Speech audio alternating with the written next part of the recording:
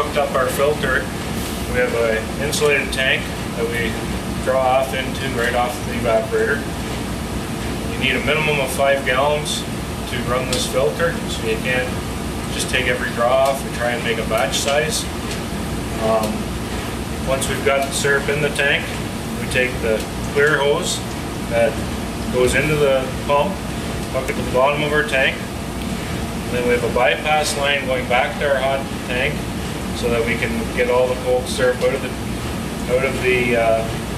pump before we start going to the filter.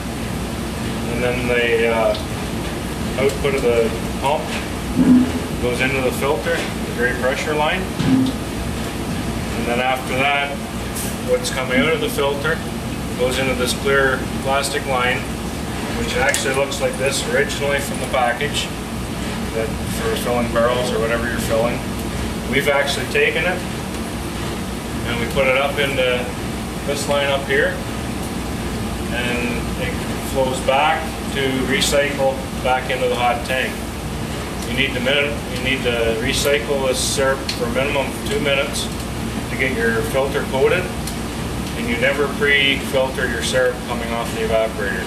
You need the sand and such in there to coat that filter and make it filter properly. So then after we've recirculated for 2 minutes, we shut this tap and send it over to our canniger. The gauge on here needs to basically reach between 8 and 20 psi before you can actually be guaranteed you're filtering properly. And if once it gets to 30 to 40 psi, it's time to replace your filter cloth in that filter. If you're not ready to replace it, you can actually open this bypass tap a bit and get the last of the syrup through, but once you're done that batch, you will need to replace that filter cloth. We found that we don't use much filter aid or anything anymore. At the beginning of the year, we can't seem to use filter aid and make clear syrup. We can't get it back out again with the fine sand that's in the early sap, or the early syrup.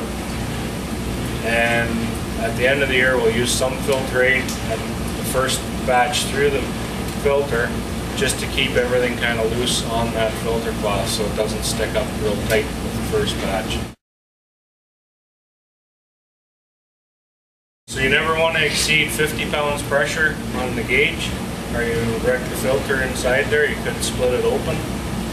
And every time you start up with another batch, you need to recirculate at least 2 minutes to get the sugar sand back up on that filter, because it will drop off when it's sitting by itself.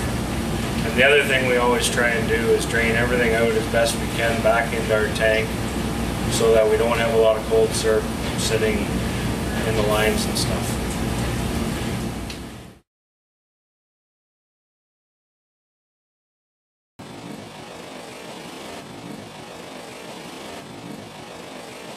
We got to pull the canister out, and it's stuck pretty good today.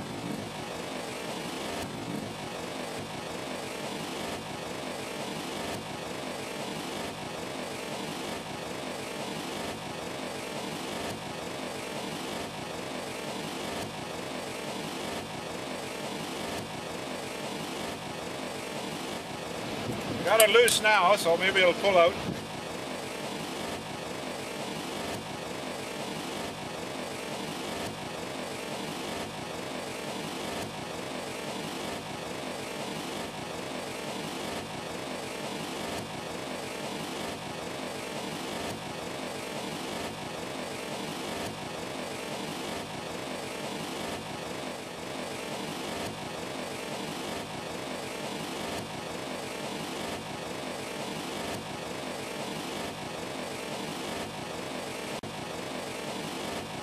This is some hot water from our preheater.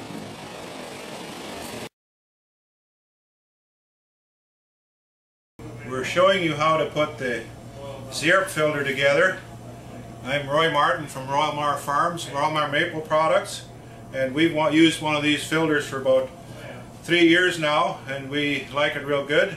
You can get these felts in a 1 micron or a 5 micron. We've been using the 1, and we've used very little filter aid. We use a bit once in a while. So this goes together around this round cylinder, and you Now we want to make sure that the 3 Velcro strips are underneath, and then this single one goes over top so you can stretch it and it'll stick there real tight. And another little trick there is if they shrink a bit, you can make them damp and wet and you can stretch them so they come up far enough in the groove. Then we'll make sure we get this O-ring on here, and we gotta get it right in the groove because this is what holds the sugar sand from getting in with the syrup, and that keeps it tight. So we got that in the groove and we got it all put together. Okay, now we got the filter all together. We got ready to put into the sleeve. And one thing, you should replace the filter cloth every season, and it helps the filter better. It maybe look good, but it's not. It takes away some of the capacity of the filtering. So make sure we place it in right and get in the seal at the bottom. We put the end plate on, get it centered, and then we fasten it down and screw it tight. Make sure that it's good and tight so it doesn't leak, and then we're ready to go again.